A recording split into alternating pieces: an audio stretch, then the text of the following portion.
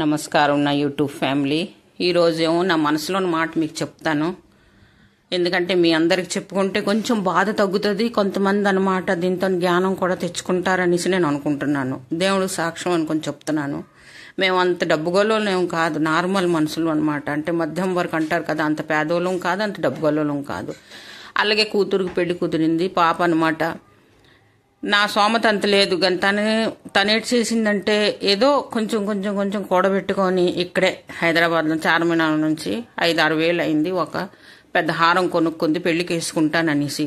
ఎందుకంటే మధ్యం వర్క్లో అంత సోమత ఉండదు కదా, మరి అందుకోసం తీసుకున్నది. పెళ్లికి మాకు తోచిన వాళ్ళందరికీ కరోనా టైంలో పెళ్లి అయిందని చాలా తక్కువ మందికి పిలిచాం. మేమైతే ఈ హాల్ బుక్ చేసాం, అంత పెద్దదేం కాదు, ఏదో నార్మల్ మాకు తోచింది అనమాట, తీసుకున్నాం. సరిగ్గా పెళ్లి పీన్లోనికి వెళ్తాదంటప్పటికి పాపం స్నానం చేసుకొని వచ్చేసి తయారైన తర్వాత చూసేసరికి హారం అనమాట. వచ్చిన వాళ్ళని మరి ఎవరు దొంగలాడిసారో తెలీదు. ఎంత బాధ అనిపించింది తల్లి అనుకొని. నేనైతే దానికి కొని సీలేకపోయాను కానీ అది కొనుక్కుంది. చూసేసరికి బ్యాగ్ ఇప్పి చూసేసరికి అనమాట మా కళ్ళంటే ఇలా నీరు వచ్చేసాయి, మమ్మీ ఎవరో తీస్తారు అనేసి. ఓడు మెడతో పీన్ మీద వెళ్ళిపోతుంటే మాకు ఎంత బాధ అనిపించిందో. మీ అందరితో నేను ఒక మాట అంటాను, పెళ్లికి వస్తారు, ఇలాంటి పనులు మాత్రం చెయ్యొద్దు. ఎంతో కష్టపడి దొంగలకి ఏంటి దొంగతనం చేయడానికి టైం పట్టదు కదా, పట్టమని దొంగలాడిస్తారు. కానీ అది కూడబెట్టుకొని అదనమాట దాచుకొని అరే మాకు పనికొస్తుంది కదా అనేసి మేము మాలాటోళ్ళు అనమాట మేము చేస్తే అది మాత్రం చాలా శాపం కింద మీకు మారుతుంది. నేను మీకు శాపం కూడా పెట్టలేను. మీరు కానీ ఈ వీడియో కానీ చూసుంటే ఎవరు దొంగతనం చేసారు, ఇలాంటి పనులు ఇప్పుడు చేయకూడదని మీరు చెయ్యొద్దు. మీకు ఆడపిల్లలు ఉంటారు, ఎవరు పెళ్లికి వెళ్తే ఇలాంటి పనులు మాత్రం మీరు ఎప్పుడు చెయ్యొద్దు. ఎందుకంటే మీకు 5-6 వేలు ఏమీ కాదు, కానీ మాకు చాలా పెద్దది, అవన్నీ చాలా పెద్దది అనమాట. పేదోళ్ళ ఇంట్లో నుంచి ఇలాగా మీ చేతులు ఎలాగొచ్చాయి అసలు ఇలాంటి పనులు చేయడానికి? నాకైతే మాత్రం చాలా బాధ అనిపిస్తుంది. ఆ టైంలోని ఒక తల్లిగా నా కూతురు ఫేస్ నేను చూశాను. నేను ఎన్నాళ్ళు అయిపోయింది కానీ నేను మరలేకపోతున్నాను ఆ మాటకి. ఎవరు ఇంత ధైర్యంగా తీసుంటారు? ఎందుకు తీసుంటారు?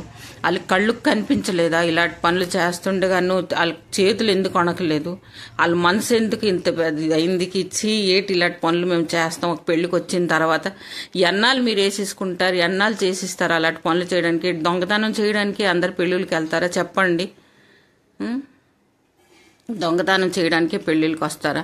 తయారయ్యేసి మెడలోని ఈ బోడి మెడతోనమాట పెళ్ళి వెళ్ళిపోతుంటే ఎంత బాధ అనిపించనేది ఒకటి వేసేసుకుంది, మీదలోని అది లేదనమాట. ఎవరికి అడుగుతాం? పెళ్ళోని అందరూ మనోళ్ళు అనుకొని మనం పిలుస్తాం కదా విశ్వాసం మీద.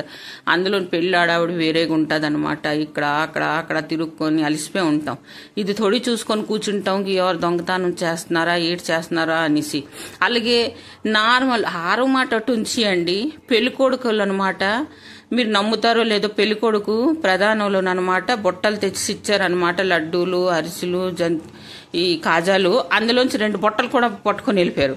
అంటే మెల్లికి సంచిలో నెట్టేసుకున్నారు.